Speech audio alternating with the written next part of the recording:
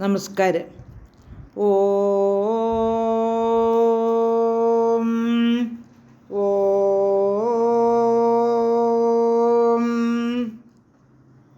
ഓം.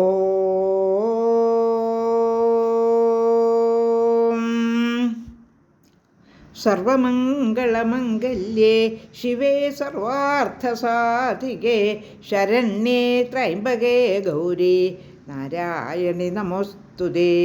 ഓം മഹാദേവ്യൈ നമഃ. ശ്രീമദ് ദേവി ഭാഗവതം ദ്വിതീയ സ്കന്ധം അധ്യായം 2 അവസാനിച്ചു കഴിഞ്ഞിരുന്നു.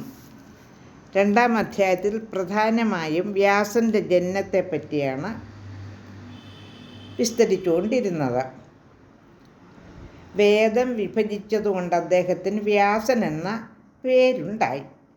വ്യാസനാണ് പുരാണ സംഹിതകളും മഹാഭാരതവുമൊക്കെ രചിച്ചത്. അങ്ങനെ സൂതൻ പറയുകയാണ് മഹർഷിമാരോട്, സത്യവതിയുടെ പുത്രൻ്റെയും ഉൽപ്പത്തി കഥ ഞാൻ പറഞ്ഞു കഴിഞ്ഞു.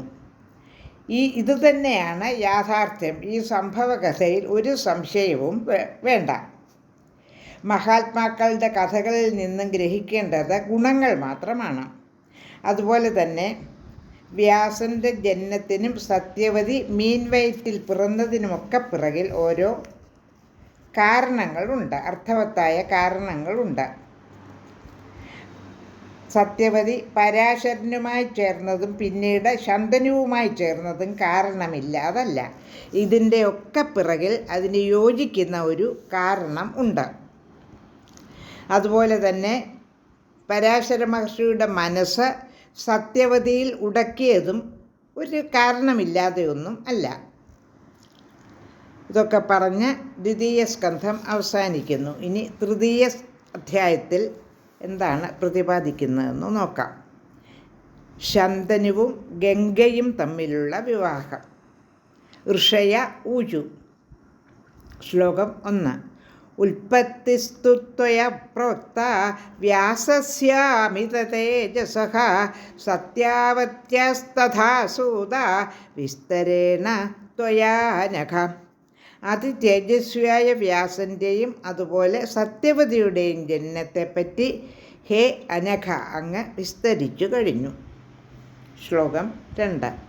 തഥാപ്യേകസ്തു സന്ദേഹ ചിത്തേസ്മാകം സുസംസ്ഥിതഃ ന നിവർത്തതി ധർമ്മജ്ഞ കഥിതേന ത്വയാ നഖ. എന്നിരുന്നാലും ഒരു സംശയം ഞങ്ങളുടെ മനസ്സിൽ ഉറച്ചു കിടക്കുന്നുണ്ട്.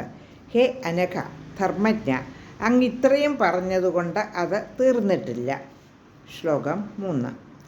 മാതാ വ്യാസസ്യയാ പ്രോക്ത നാംനാ സത്യവതി ശുഭ സാ കഥം നൃപതിം പ്രാപ്ത ശന്തനും ധർമ്മവിത്തമം. ശുഭയായ സത്യവതി ആണ് വ്യാസൻ്റെ മാതാവെന്ന് പറഞ്ഞു. അവൾ എങ്ങനെ ധർമ്മജ്ഞനായ ശന്തനു മഹാരാജാവിനെ പ്രാപിച്ചു? ശ്ലോകം 4. നിഷാദപുത്രിം സ കഥം വൃതവാൻ നൃപതി സ്വയം ധർമ്മിഷ്ഠ പൗരവോ രാജ കുലഹീനാം അസംവൃതാം.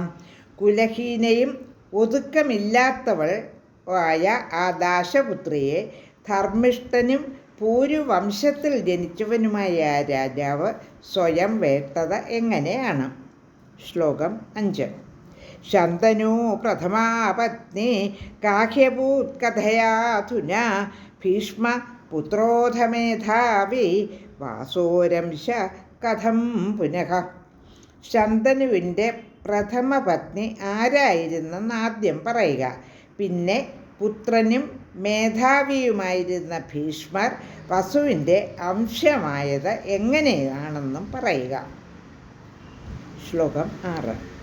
ത്വയാ പ്രോക്തം പുരാ സൂത രാജാ ചിത്രാംഗദകൃതഃ സത്യവത്യാ സുതോ വീരോ ഭീഷ്മേണാമിത തേജസോ.